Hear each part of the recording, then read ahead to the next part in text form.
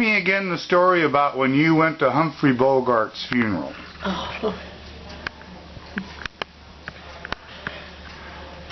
Remember, we lived in Los Angeles, right? Well, we lived in the valley, San Fernando Valley, I think. In that Canoga Park? You was taking Mike up to get his hair cut.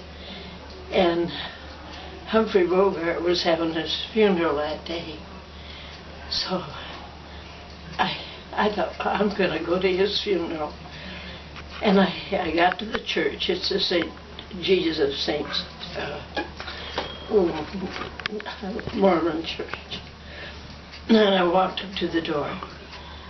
And I put my hand on the handle. And pretty soon the door flew open. And it was David Niven. By the way, I saw David Niven yesterday. He was in one of the movies. And David said, "We will walk in as couples." I said, "David, I'm alone." I said,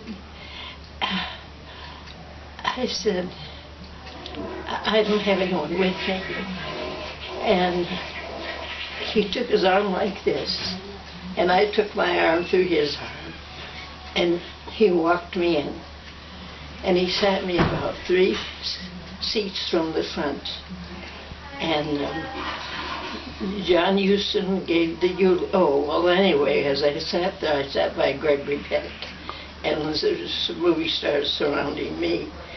And then in walks Lauren Bacall with her mother. She was dressed in black. She had a black tan on. And she had 2 kids, a little boy and a little girl. And she sat right ahead of me. She didn't cry, which you could tell she was real sad, but she didn't cry. And John Huston gave the eulogy. And then over on one side, they had an urn with he was cremated. They had his ashes, and inside the urn they had a key. He met her in the first movie, To Have or Have Not. She'd never been in a movie before. This is her first movie. And Humphrey's about 20 years older than she. And the whistle was buried in the urn, in the ashes in the urn. And that was, my goodness, that's over 50 years ago. But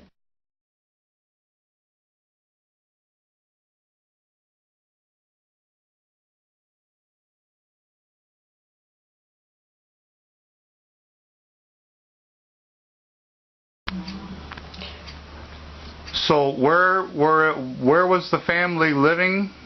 It was in the valley. We lived in Canoga Park on Gilmore Street. It was 24, Gilmore. We bought that. That's a brand new house. Your dad got it on a government loan. And do you remember living there? Oh yeah. Do you remember living there? We had a rock roof. What did Dad say when you came home and told him you'd just been at Humphry Bogarts' funeral? Oh, he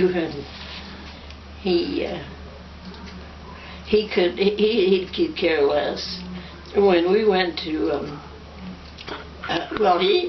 he went to, Elizabeth Taylor. She'd go to UCLA, and she and Arden, she had her 2 boys. One of her boys is Michael, and I can't think of the other one. And then your dad had you at the, Jeffrey wasn't born yet, but your dad had you. And I told him, he said, "Well, Liz Taylor sat by, she had her 2 boys." And I said, "Did she sit by you?" He said, "Well, she's just a person." I said, "She's so beautiful." And when we went to Mexico, Linda Darnell, she played in Forever. She's a movie star like Ava Gardner years ago. But when she walked in the door, we was at this Mexican restaurant, and then she walks with this fellow, which happened to be her husband. She married a pilot from New York, and they were together. And I thought, he had some white socks on, and I thought, gee, that looks funny, wearing white socks. But she went into the bathroom, and so I jumped up and went right behind her and kind of stood in front of the door. She couldn't get out, but she was looking in the mirror. I said, "You're Linda Darnell." She said, "Yeah, yes." I said, "Oh," I said, "What nationality are you?" She said, "I'm French and Indian." And we just talked for a while, and she got married, and she's with this guy was her husband. And when I got back to the sweetheart, and says, "What'd you stay in there so long for?" And I said, "Well, I was talking to Linda Darnell." He says, "Well, so what?" And movie stars didn't. He didn't get excited over any movie stars. I've met several.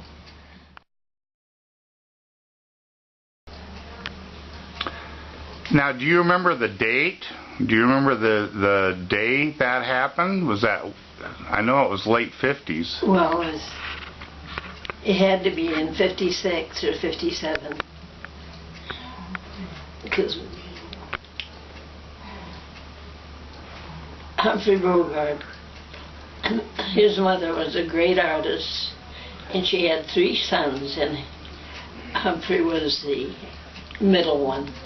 I don't know what the other 2 did, but his mother was a great artist. And of course I've seen Humphry Bogart in several movies. African Queen, did you ever see that? He was in that movie. And he and Lauren got married. She was single when they made the movie. But this was her first movie, and his, and it was called To Have or Have Not. And I can still see the church and David Niven and all the movie stars that were there. Gregory Peck sat next to me.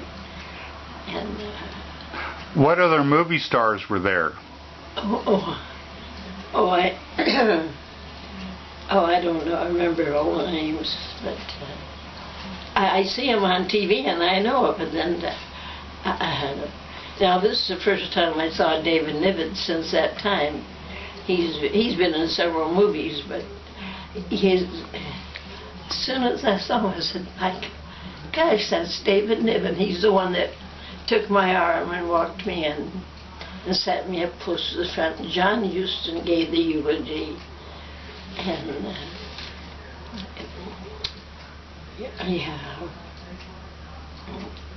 we have to sometimes tell our most embarrassing moment or our greatest moment or something, or embarrassing moment. Well, mine was, I was waiting for a streetcar, and I was standing kind of on the curb, and a car came and stopped, and I opened the door and jumped in. I thought he was giving me a ride, because I often got rides. And he drove the car 2 blocks. He says, he never spoke to me, he never said a word until he drove 2 blocks, and he said, "I'm turning here." I said, "What? You're turning here? You mean you just stopped to give me a ride for 2 blocks? He says, "No, I just stopped for the stop sign, and you opened the door and jumped in." And I think about that so often. I think, oh my gosh. He just sat there so surprised and didn't say a word. But I thought he was giving me a ride. He stopped right by me.